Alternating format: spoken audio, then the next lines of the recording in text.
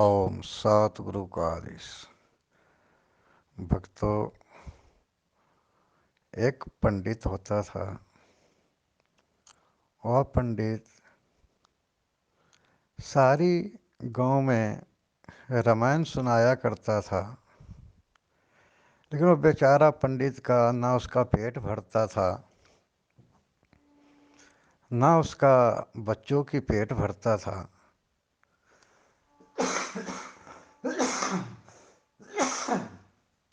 ना उसके बच्चे की पेट भरता था। एक दिन पंडित जी सोच के हैरान हो गए, जब मैं इस संसार में सबको रामायण सुनाता हूँ और हमारी तो पेट नहीं भरता है, मैं इस संसार को ज्ञान बाज के रामायण बाज के मैं क्या करूँगा। तो मैं चलता हूँ, गंगा माई को हम रामायण सुनाएंगे। वह पंडित जी गंगा माई के पास चले गए, धूप बत्ती जला के और गंगा माई की सुमरन करके और रामायण पढ़ने लग गया।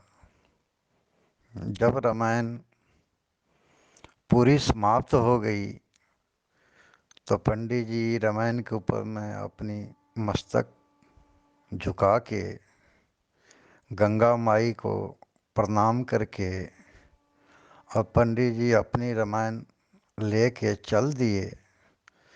तो इतने में गंगा माई कहता है, ठहरो ठहरो पंडित जी, आप दक्षिणा तो ले जाओ। बोले माता, आपकी जैसी इच्छा है। तो गंगा महारानी ने उनको एक शंख दिया।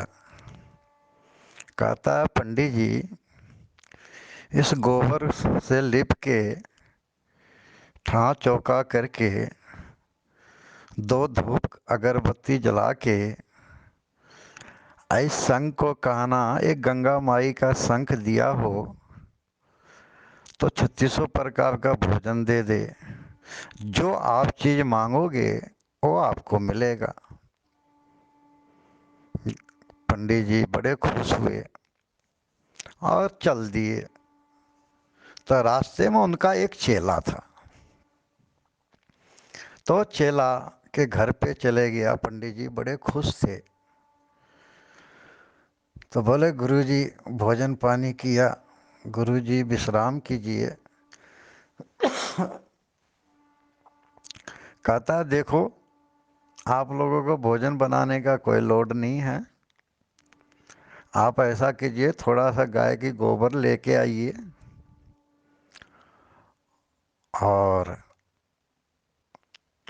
ठा चौका कीजिए, दो अगरबत्ती दीजिए।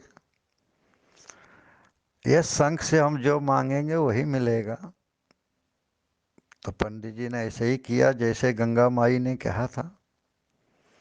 कहता है, शंख आप जो है 3600 प्रकार का भोजन बना तैयार कर दो। 3600 प्रकार का भोजन आ गए। वह चेला बड़ी लालची हो गया। जब चेला लालची हो गया, जो गुरुजी सो जाएगा ये शंख मैं चोरी कर लूँगा। गुरुजी सो गए तो उसके चेले ने वो शंख निकाल लिया और एक शंख और रख दिया वहाँ पे। तो पंडित जी उठे, मुंह हाथ धोए, चाय पानी पिए और चल दिया। जब अपने घर पे गया तो पंडितैन से बड़ी खुश होके कहता है, पंडितैन आज से तुमको खाना बनाने की कोई लोड नहीं है। सब कुछ तुम्हें गंगा माई के कृपा से तुम्हारा घर द्वार मकान हर चीज़ बनेगा और 3600 प्रकार का तुमको भोजन कराते हैं। तो थोड़ी सी गोबर ले आओ। गोबर ले आया। कहता इसको ठा चौका करो। ठा चौका भी कर दिए। अगरबत्ती ले आओ दो, अगरबत्ती जला के रख दिए। शंख को कहता है, ये शंख गंगा माई का कहना हो तो आप 3600 प्रकार का भोजन तैयार कर दो। हाँ, वो शंख असली होता जब ये ना वो 3600 प्रकार का भोजन बनता। अब वो तो भोजन बन नहीं रही थी। पंडित जी हैरान हो गए। पंडिताइन सोचती है पंडित पागल हो गया, ये सारा दुनिया को रामायण सुना सुना के इसकी बुद्धि जो है ये डाउन हो गया, ये मुझे ही ठग रहा है। पंडित जी बड़ा हैरान हो गए। वो चेले ने मेरे साथ गद्दारी किया। अच्छा, कोई बात नहीं है। पंडित जी दूसरे दिन फिर उस गंगा माई के तट पे चले गए। अपनी श्रद्धा भावना से रामायण सुनाया। रामायण सुनाया, गंगा माई खुश हो गए। तो पंडित जी फिर चलने लग गए। तो कहता है, ठहरो ठहरो पंडित जी, आप दक्षिणा तो ले जाओ। बोले, गंगा माई कल आपने जो शंख दिया था वो तो मेरे चेले ने चोरी कर लिया। आज आप हमको क्या दक्षिणा दे रहे हैं? बोलता, देखो जो असली है वो आपको मिल जाएगा। एक शंख है मेरे पास है, इसका नाम है गपोर शंख।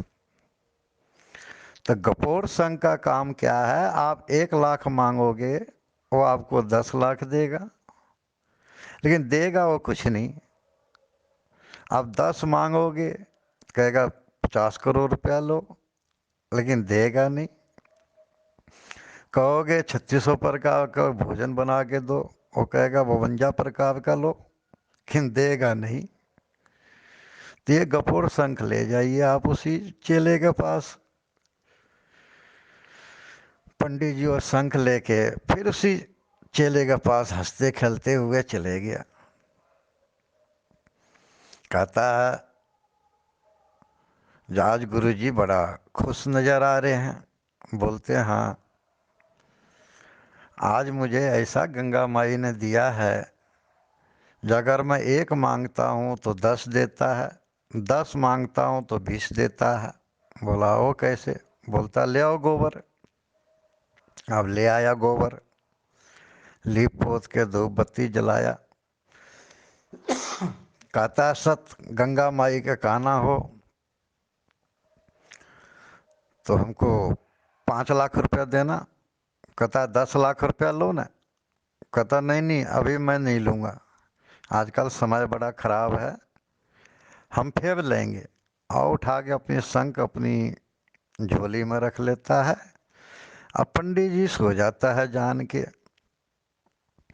इतने में वो चेला क्या करता है, वो जो शंख था वो दे देता है, गफूर शंख ले लेता है।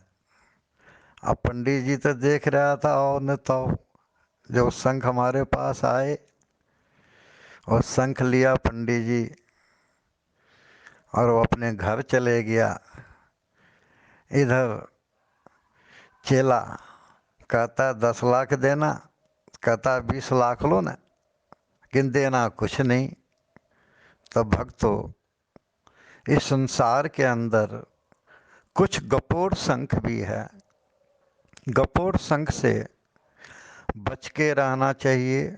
ओम सतगुरु को आदेश, गुर पीर को आदेश, सब जगजननी को आदेश, धर्म की रक्षा, पाप का सर्वनाश, आदेश।